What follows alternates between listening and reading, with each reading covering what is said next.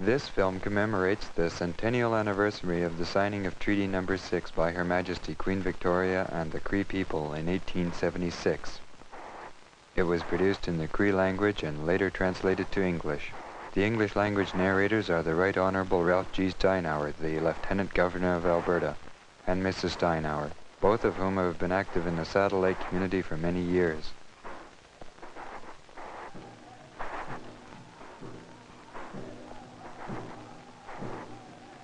Saddle Lake, Alberta.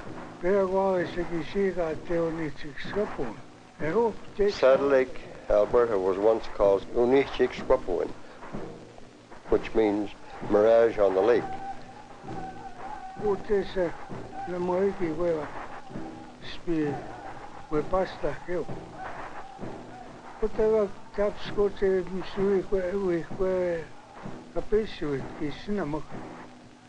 According to a legend told by our forefathers, a Wichtigo was seen crossing ice in the winter.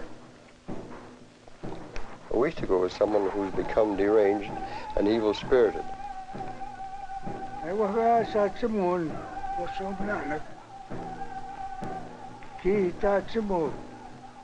When the Wichtigo reached open water, he sat down on the ice.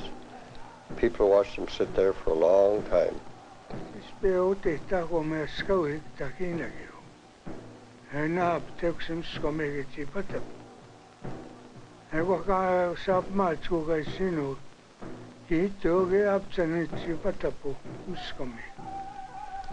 Others saw dog teams or people fishing, but everyone knew it was a mirage because it always disappeared.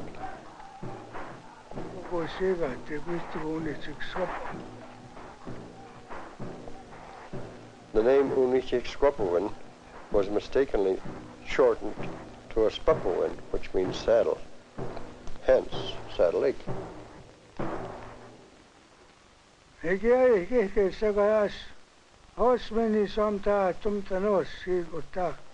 It lies betwixt the lands of the Blackfoot tribe in the south, the Chipewyan tribe in the northeast, and the Beaver and Slavey tribes in the northwest.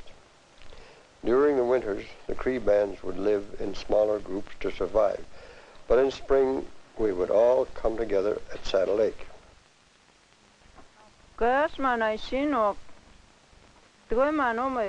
Long ago, when someone had a successful hunt, they would share it with all the others because they knew that others would share with them.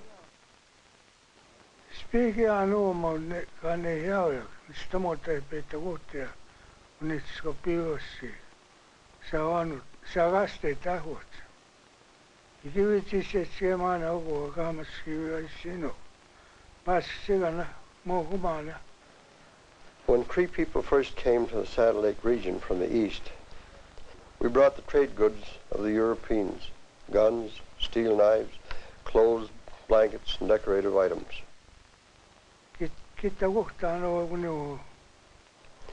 We had obtained these goods from the French and English in exchange for furs.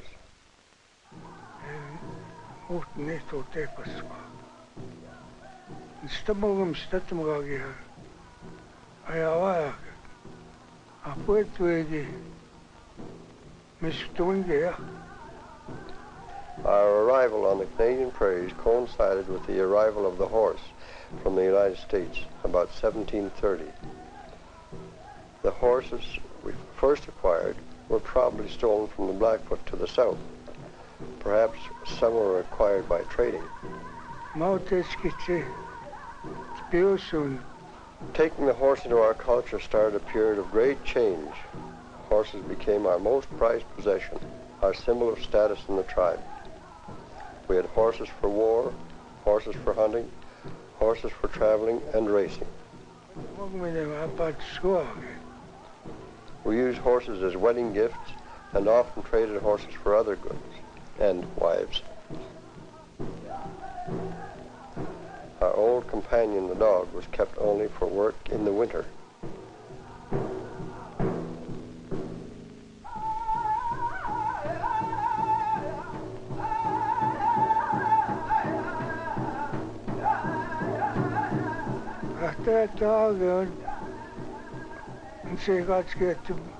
a shepherd. Ours was a hunting and fur trading culture.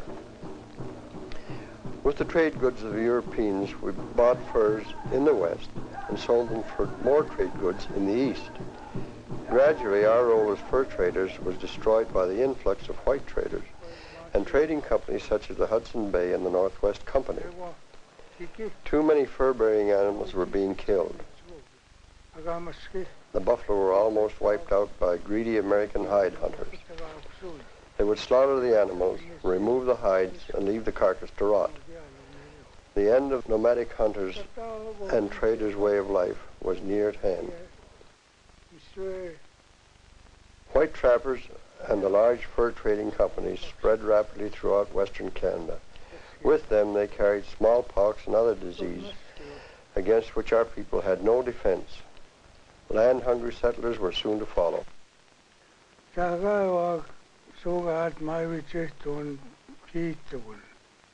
By 1873, rivalry between the tribes on the prairies was becoming more and more violent. The illegal sale of whiskey and dishonest trading practices were commonplace. To deal with these problems, the Government of Canada formed the Northwest Mounted Police.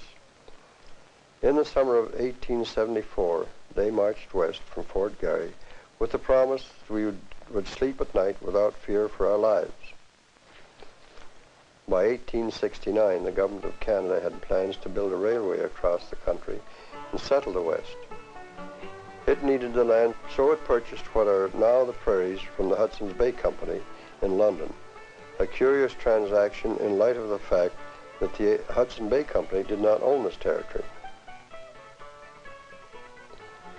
In spite of this sale, the Government of Canada had to come to terms with Canada's first peoples, the Indians, and their aboriginal rights to the land. With Bishop Vittel Grandin as mediator and Peter Erasmus as translator, Treaty Number 6 between Her Majesty Queen Victoria of England and the Crees Indians was drawn up.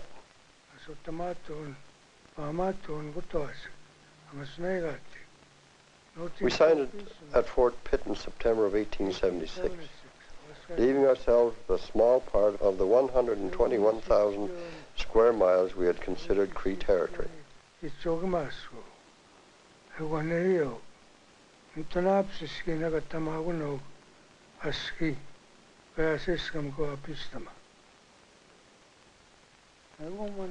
Our chief, Little Hunter, and his counselor, Kike, signed for the Saddle Lake Band. This was our first land surrender. In exchange for the land, we were promised agricultural tools, medicine to treat the white man's diseases, cash payments, clothing, medals, flags, cattle, and seed.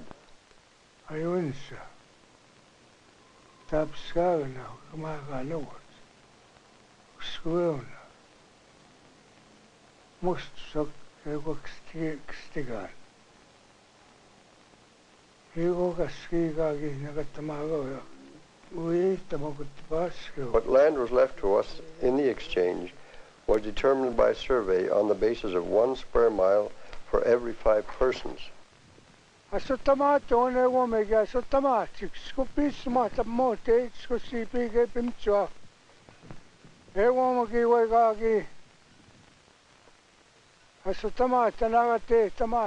The people were promised medication, education, and the right to hunt for as long as the sun shines and the rivers flow.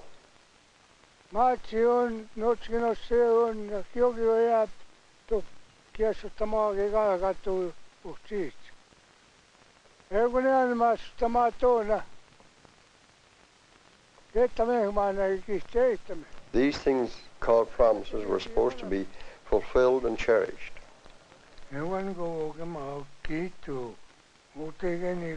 The federal government and local treaty commissioners said, if in the future you are in great need, or if famine or pestilence overtakes you, the Queen has large breasts to help bring you back to your feet.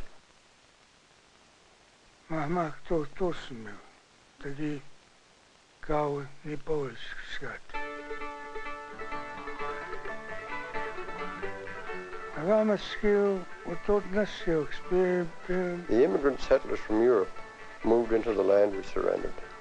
We in turn moved to Saddle Lake.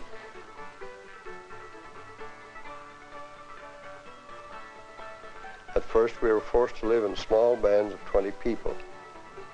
The federal government's Indian agent thought we would be too dangerous in one large band, but he soon grew tired of traveling to the many different places to see us.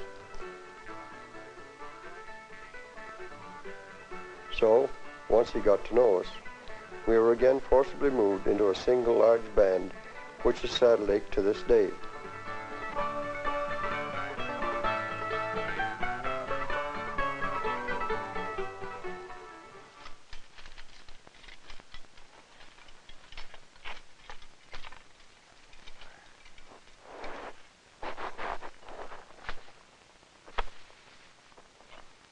Maatsioon minna tsunasioon kimias.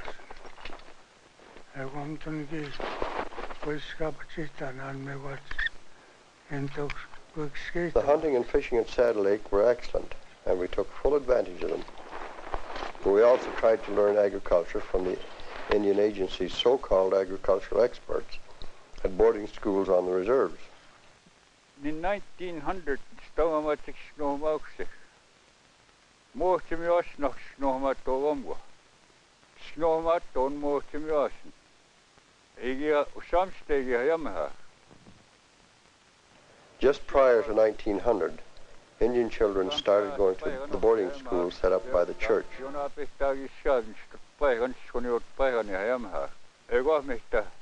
School was not very good for us. Too much praying. From 10 in the morning until noon, and again from 3 until 4 in the afternoon.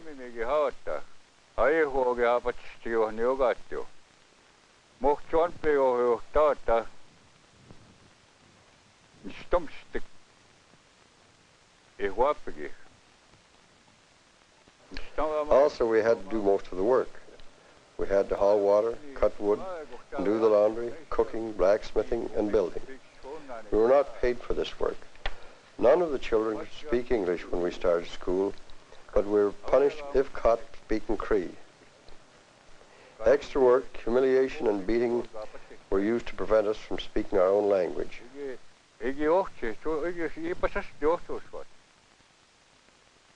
The early settlers, like the fur traders before them, would not have survived without our assistance. We taught them how to hunt for and preserve food, how to protect themselves against the winter, and how to use our medicines. For all this, they were very grateful. The settlers wanted to help us develop our land through shared farming projects, but the Indian agent would not allow it.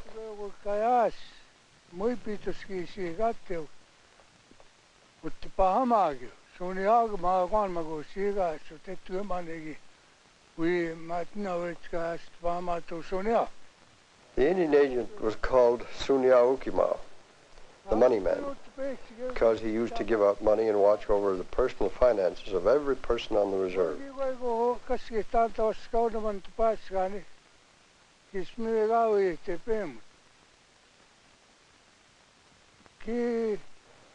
We had to look up to him as the boss. We could not move as much as a fence post off the reserve without his written permission.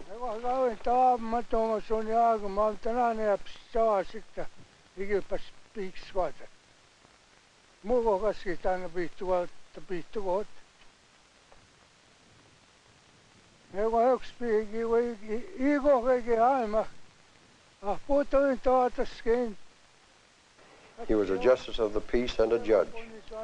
When we went to see him, we had to talk with him through a wicket. We were not able to visit with him in his room. Even if we wanted to leave the reserve to work for a week, we had to get his permission.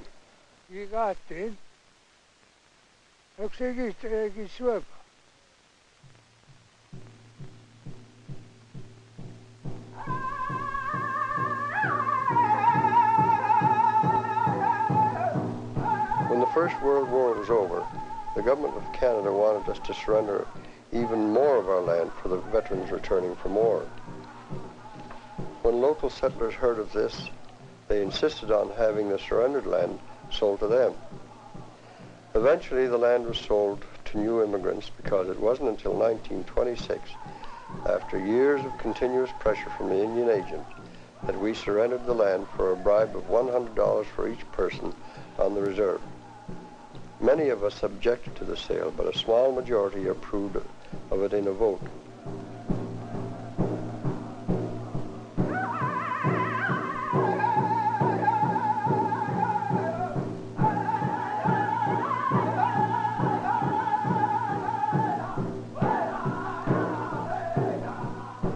Today, with our land so diminished, we know full well that our reserve cannot sustain all of the people who grew up here, no matter how well it is suited for agriculture.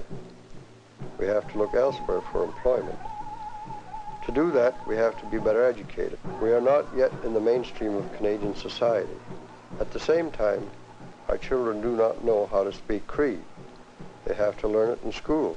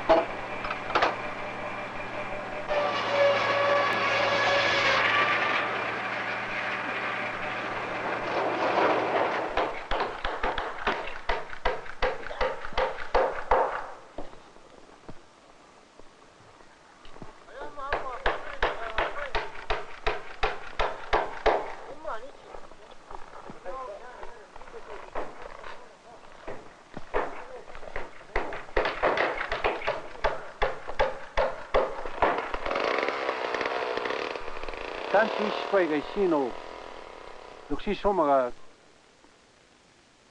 kawe huenesta skutsingetan iwit pahage ana ta skutchego ngo maiga ngat pahaga no te iwit no ho te hoge. I would compare the people on our reserves with the wolf packs in the north. If you capture a pack of wolves, fence them in and feed them for 2 years, and then set them free, they cannot fend for themselves. Some of them starve to death. It's like killing them. That's what it's like for many of us here on the reserve.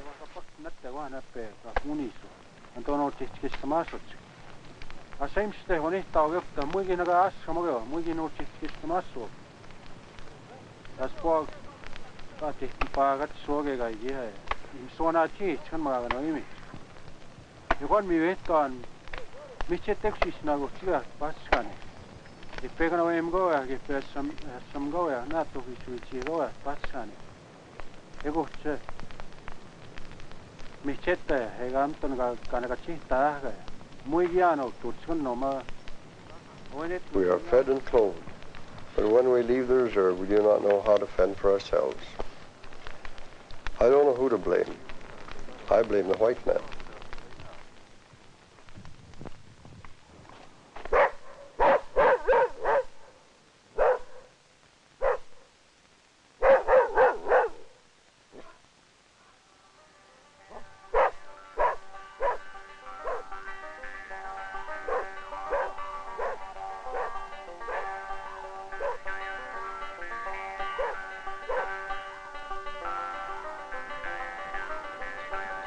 At least we have seen the last of the days when we needed a pass to get off the reserve or a permit to sell things.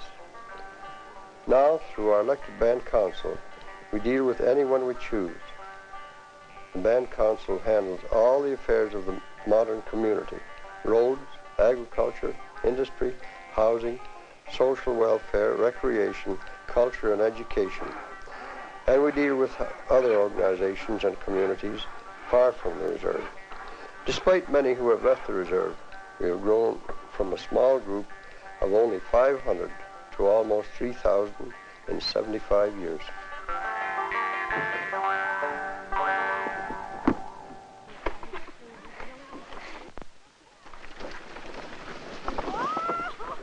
Get out! Hey, one more.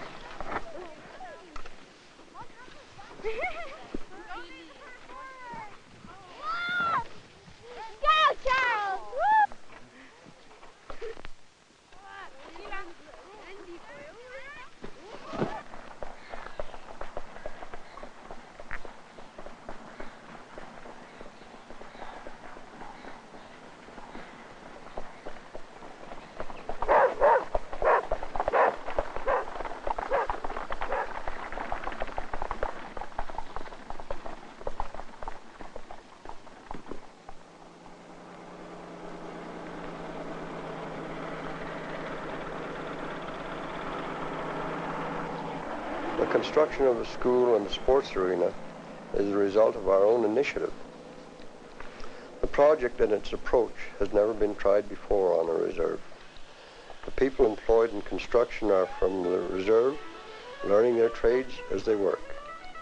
It is a school building a school.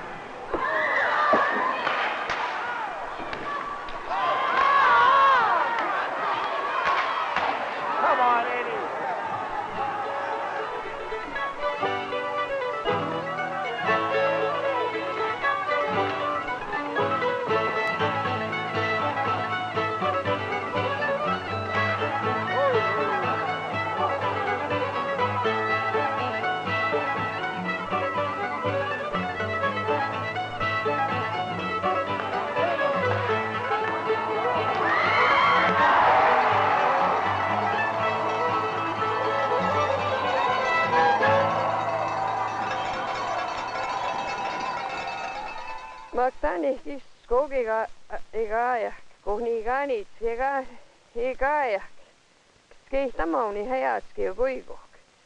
Igan moi mami tuman magan yomako hayan leadership courses and migi habat higoyan. Igot higi haya no makusian. Women are not leaders now because they don't have the knowledge or know-how of leadership. I am now on the band council because I've taken leadership courses. I went with women from other reserves. It helped them and helped me. At first, I couldn't speak for myself. I have to have others ask my questions and say the things I wanted to say. In the future, I would like to see more of these courses for women.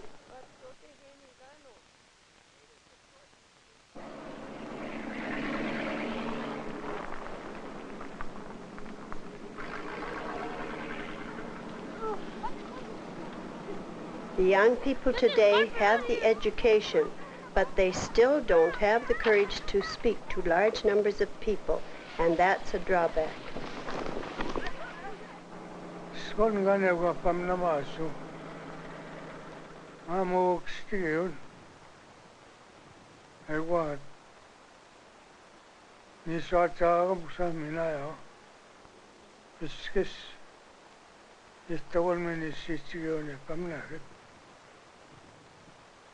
The reserve embraces cooperative farming and retailing, private business, tradesmen, independent farmers, and craftsmen.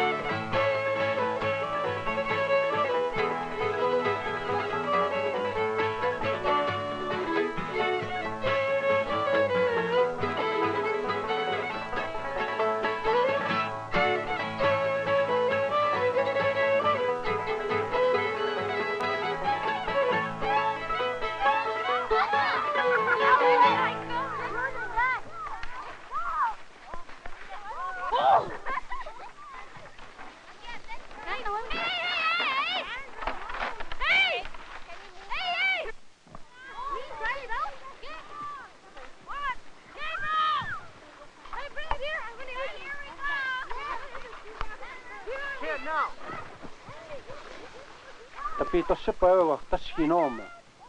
Get anota moi heuni anota huja. He kun ke voks no moa kana ke va. Kaks no ma kost sugmist ja tai. Ati spitsio ke heuni. I grew up in the hard times, and maybe I'm trying to run the reserve according to the old ways. From now on, there will be many changes. The young people will run the reserve differently. They have a fresh outlook and a better education. the future management of the reserve will fall to good hands. It will be hard, but they will run the reserve properly.